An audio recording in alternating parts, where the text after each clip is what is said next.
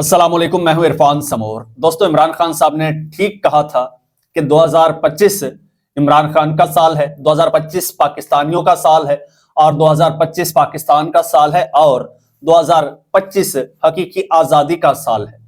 अब बिल्कुल वैसा ही हो रहा है। दो खबरें हैं मेरे पास, आपने टाइटल यकीनन पढ़ लिया होगा। दोनों खबरें बड़े क्रेडिबल सोर्सेज से डायरेक्ट आने वाली खबरें हैं।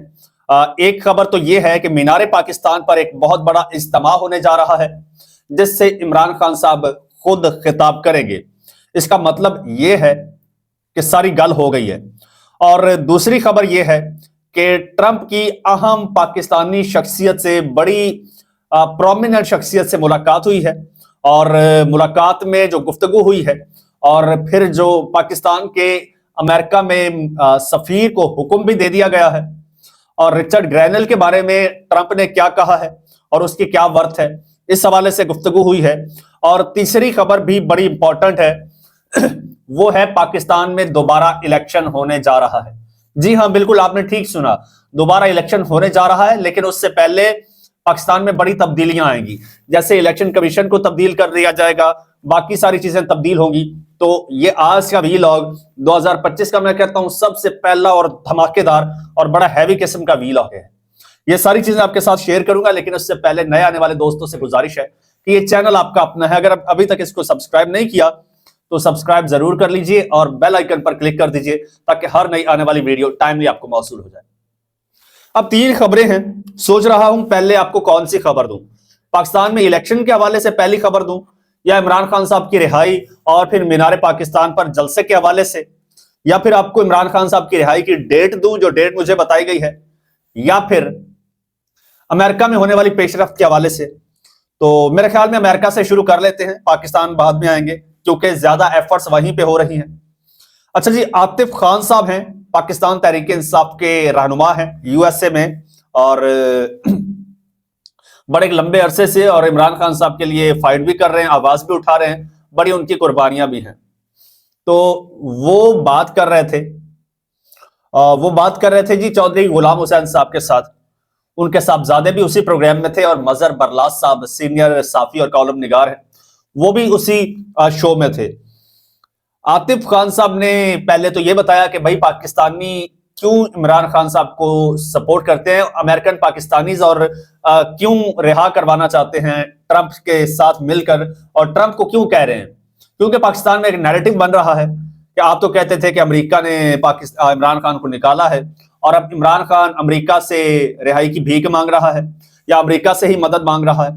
तो उन्होंने वाजे किया कि भाई इमरान खान का इससे कोई ताल्लुक नहीं है, कोई किसी किस्म की इमरान खान साहब की तरफ से कोई इंस्ट्रक्शंस नहीं है। यूएसए में जो पाकिस्तानी कम्युनिटी है वो पिछले 30 साल से बड़ी यूनाइट है और इन्होंने अपनी एक तंजीम भी बनाई हुई है और ये बड़े यूनाइटेड हैं और दुनिया भर में मुसलमानों के साथ होने वाले जुल्म ज्यादतियों पर ये लोग आवाज उठाते हैं। और इनमें एक खास कम्युनिटी जो ज्यादा पावरफुल है वो पाकिस्तानी अमेरिकन सर्जन्स की है, डॉक्टर्स की है। वो ज्यादा ताकतवर भी हैं, वो ज्यादा इन्फ्लुएंशियल भी हैं और उनके मुख्तलिफ पार्टीज के जो रहनुमा हैं यानी वहां के जो सियासतदान हैं उनके साथ डायरेक्ट और बड़े गहरे मरासिम हैं। तो वो बगैर किसी पार्टी एफिलिएशन के, बगैर किसी और इंटरेस्ट के, वो सिर्फ और सिर्फ पाकिस्तान का सोचते हैं, पाकिस्तान के लिए बात करते हैं। और वो पहले भी जो है वो इस तरह की बातें और इस तरह के इकदाम करते रहे हैं। कश्मीर के हवाले से वो आवाज उठाते रहे हैं। आर्टिकल 370 का जब ये इशू हुआ था तो उन्होंने तब बड़े एहतजाज वहां पर रिकॉर्ड करवाए थे और मोदी जब अमेरिका गया था तो वहां पर भी मोदी जहां जाता था वहां पर ये 15-20 हजार की तादाद में ये लोग, 25 हजार की तादाद में लोग जमा हो जाते थे मोदी के खिलाफ।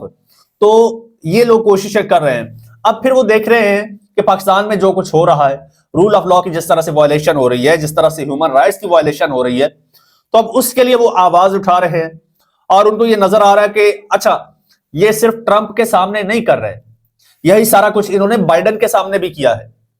लेकिन चूंकि बाइडेन इसका मास्टरमाइंड था, करता धरता था, तो इसलिए बाइडेन ने तो कुछ किया नहीं।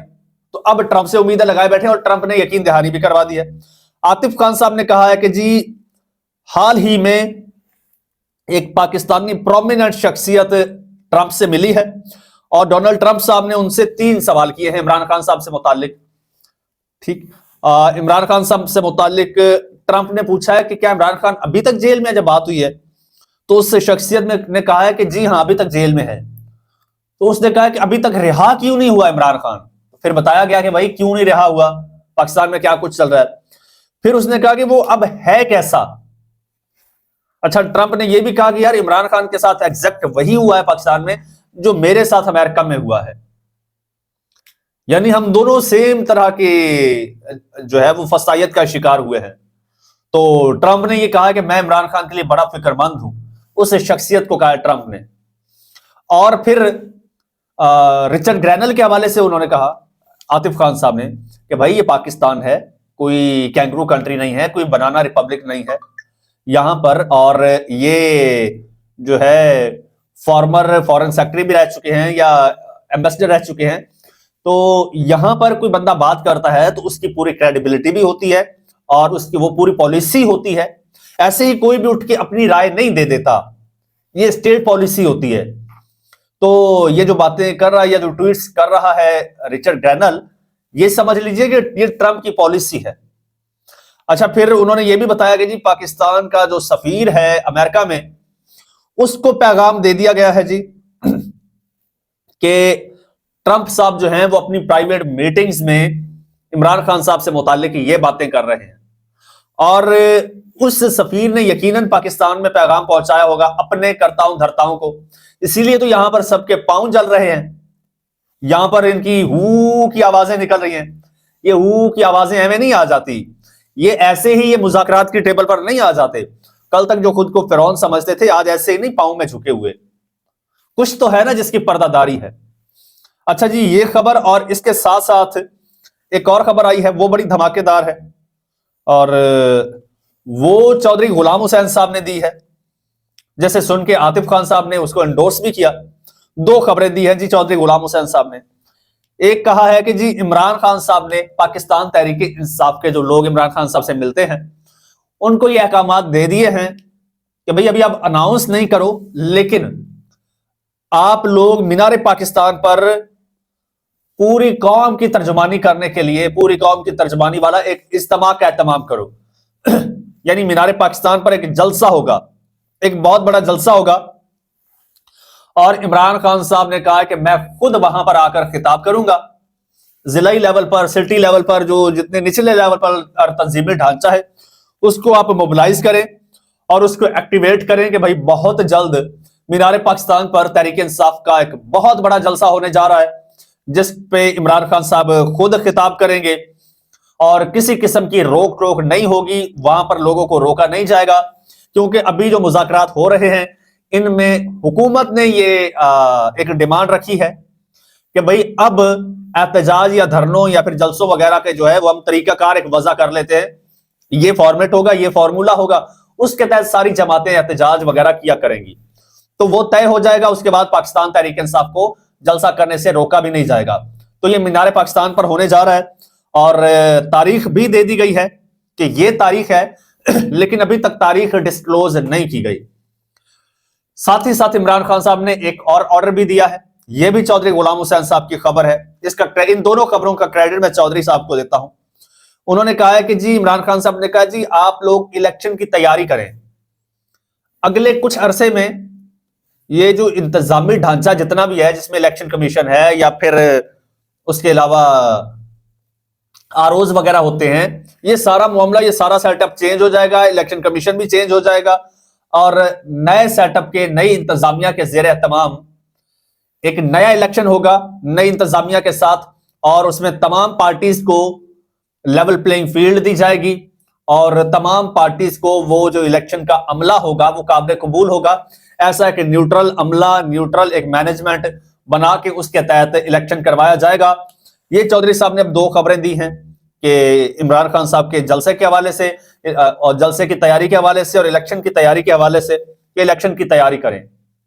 अब मुझे पता है क्या लगता है, मुझे लगता है कि जिस तरह से हुकूमत खुद बात कर रही है कि भाई हम एक तरीकाकार प्रोटेस्ट वगैरह का वजह करते हैं, दूसरा इमरान खान साहब की रिहाई के लिए जिस तरह से हुकूमत बेचैन है पीटीआई से ज्यादा, क्योंकि पीटीआई के लोगों की कोई नीयत नहीं है कि इमरान खान साहब जेल से बाहर आए।